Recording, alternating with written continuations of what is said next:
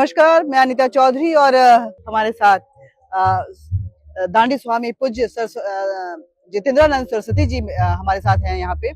गंगा सफाई को लेकर के, गंगा के संरक्षण को लेकर के हमेशा आपकी आवाजें बुलंद होती रही हैं। अभी कुछ वर्ष पहले ही आपकी एक बात पे जब क्रूज चला था तो आपने जो बात बोली थी उसको लेकर चर्चाएं भी काफी आम हुई थी। किस तरह से गंगा महासभा आगे काम कर रहा है गंगा के संरक्षण और सफाई को लेकर के, स्वच्छ अविरल गंगा, निर्मल गंगा, जहाँ पे लोग जाके अपनी आस्था की डुबकी लगा सके।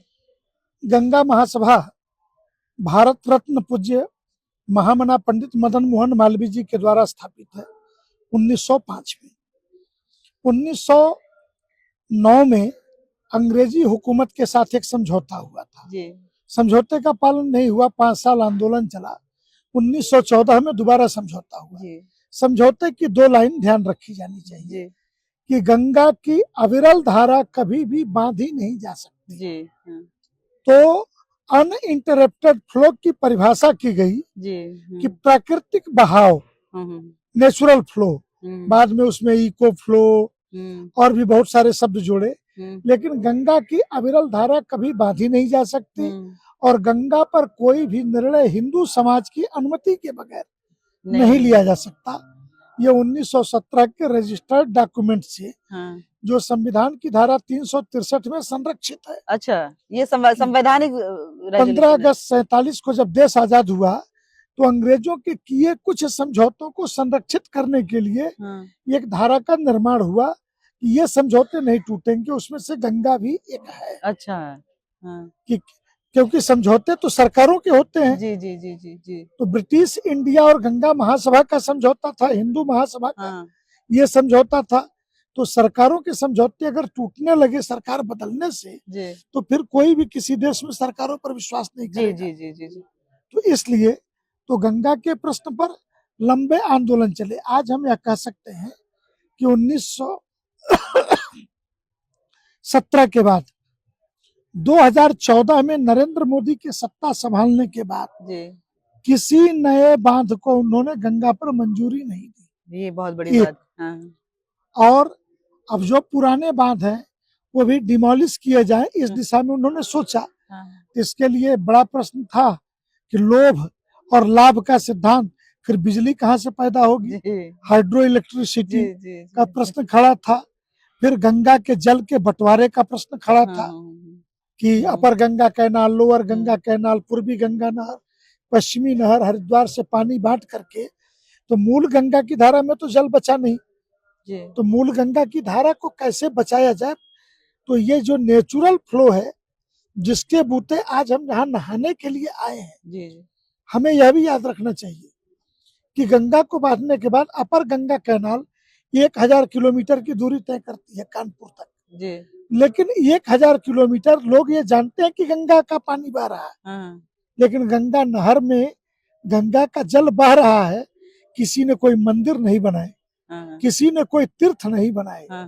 तीर्थ वही है, मंदिर वही है जहाँ भागीरथ के रथ का पहिया चला था।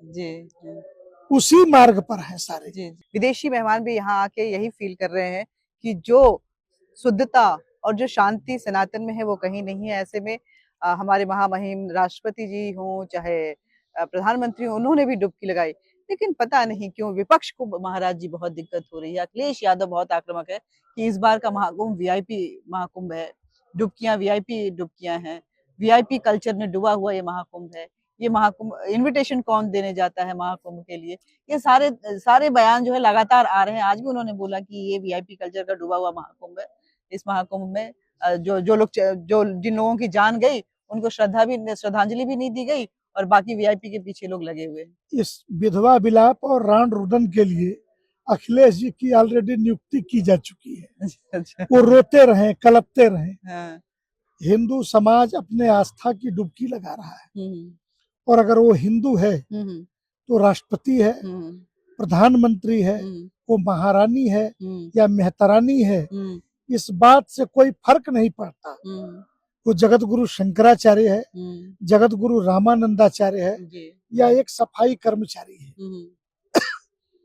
इस बात से कोई फर्क नहीं पड़ता कि वो गंगा में डुबकी लगाए, त्रिवेणी के संगम पर नहाए। क्या किसी को नहाने के लिए किसी ने रोका?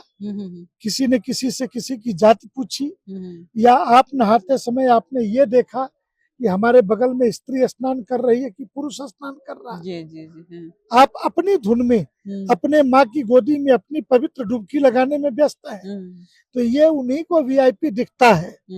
हाँ, राष्ट्रपति हो या प्रधानमंत्री हो, उसके सुरक्षा के कंसर्न भी रहते हैं, उसके कुछ प्रोटोकॉल भी रहते हैं, उसका पालन सरकारें करती हैं। तो अगर राजतंत्र था तो राजतंत्र के समय में भी राजा आते थे, तो जिस राजा के अधीन या राज्य पड़ता था वो स्वागत करते थे। और जहां तक रही बात कुंभ का आमंत्रण देने की, तो 1000 वर्षों में 700 साल मुगलों की गुलामी और 200 वर्ष 250 वर्ष अंग्रेजों की गुलामी के दौरान आमंत्रण कौन देता?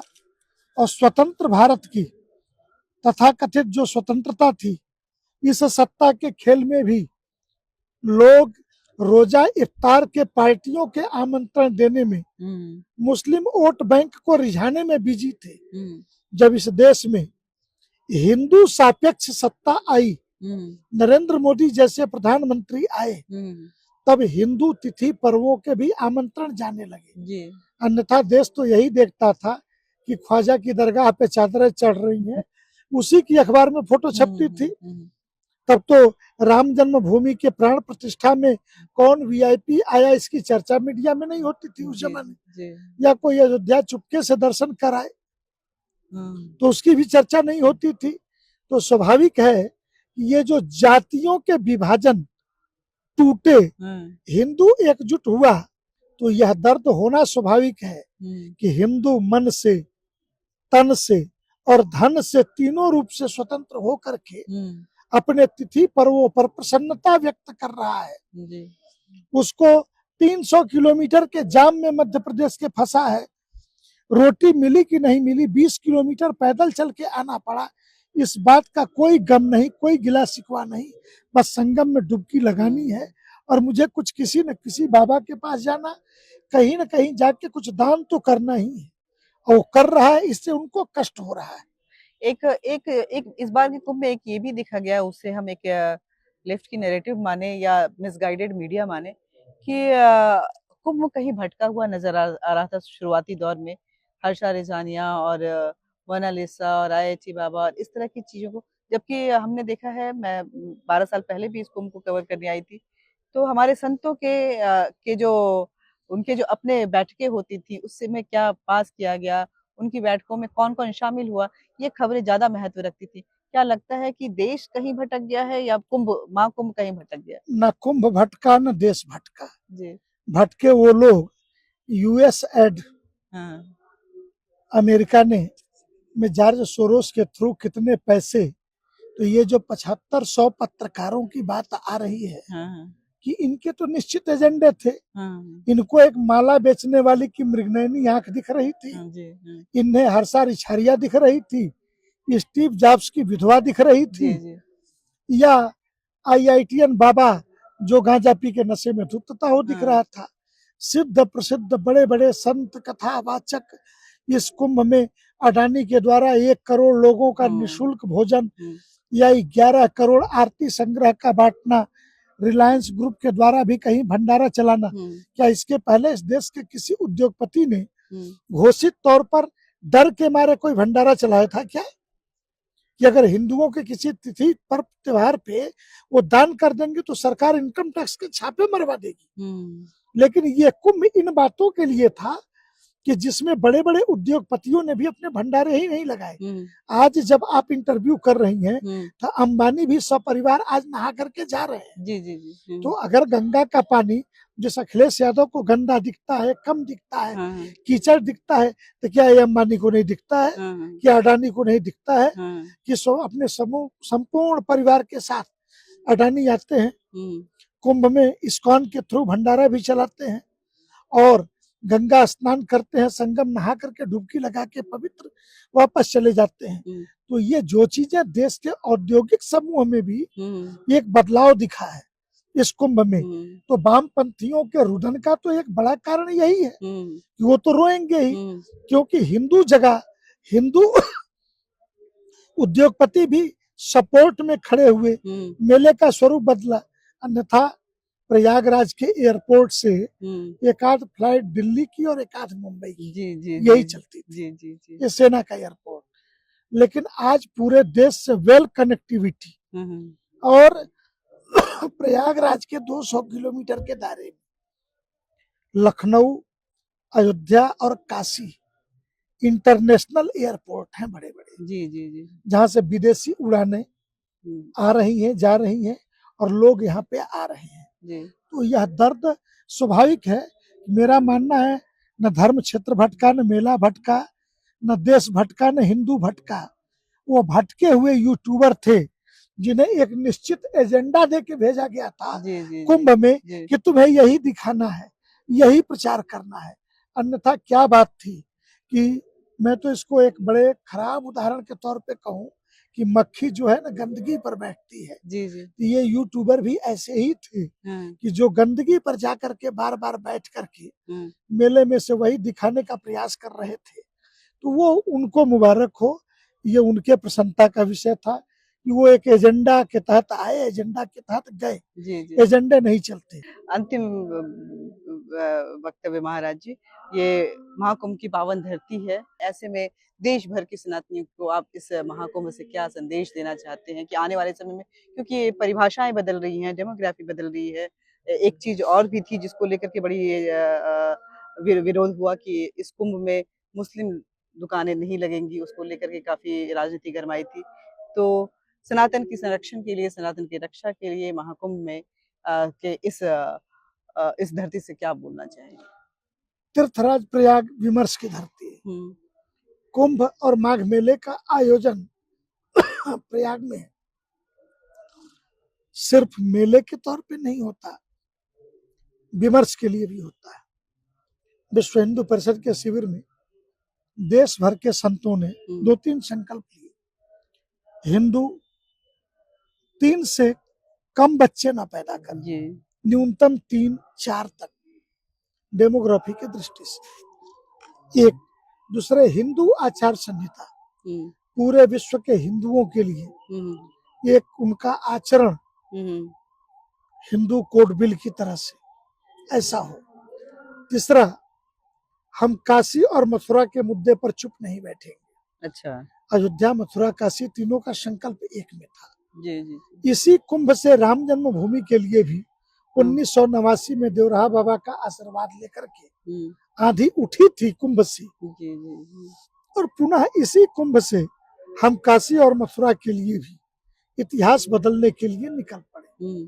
तो उस समय के कुंभों में हम जजिया कर चुका करके आते थे। उस आवाज की कितनी कीमत थी मीडिया की दृष्टि से। तो आज ये वातावरण बदलने वाला कुंभ था। तो इस कुंभ ने बहुत सारे मैसेज दिए हैं। हिंदू समाज में आंतरिक और बाह्य व्यापक परिवर्तन, और पूरे दुनिया आपके मीडिया की निगाहों से इस कुंभ को देख रही है। क्या जो लोग जनसंख्या की दृष्टि से 1 नंबर होने का दावा करने वाला इस्लाम हो या क्रिश्चियन हो, क्या वो ये दावा करने की स्थिति में है कि कहीं भी किसी स्थान पर वो एक ऐसा जुटान 1 करोड़ 2 करोड़ का भी कर सकते हैं? सनातन हिंदू समाज इस धारा में पवित्रता के साथ चल पड़ा है, जो इस कुंभ के द्वारा इस समाज का, इस देश का ही भविष्य निर्धारण नहीं करेगा। पूरे विश्व को शांति चाहिए, तो उसका मार्गदर्शन भी यही देश करेगा और यही हिंदू समाज करेगा। जी, बहुत बहुत धन्यवाद महाराज जी। ये हमारे साथ दांडी स्वामी पूजनीय श्री जितेंद्रानंद स्वामी जी थे, जो बता रहे थे कि गंगा की अविरल धारा के लिए जो संवैधानिक उसका हक है, जो संविधान में उसको हक दिया गया है, उसके साथ कोई कॉम्प्रोमाइज नहीं की जाएगी। सनातन की अपनी परंपरा है, उसके साथ कोई कॉम्प्रोमाइज नहीं की जाएगी। ये महाकुंभ सनातनियों का मिलन का वो स्थल है जहाँ से एक जागरूकता आती है, एक जागरण होता है, और फिर वो कब राम मंदिर के आंदोलन में तब्दील हो जाता है कोई नहीं जानता। इसलिए काशी मथुरा अभी भी बाकी है, और उसका जो रेजोल्यूशन पास किया गया था, संकल्प लिया गया था, उसको जरूर पूरा किया जाएगा। जय हिंद।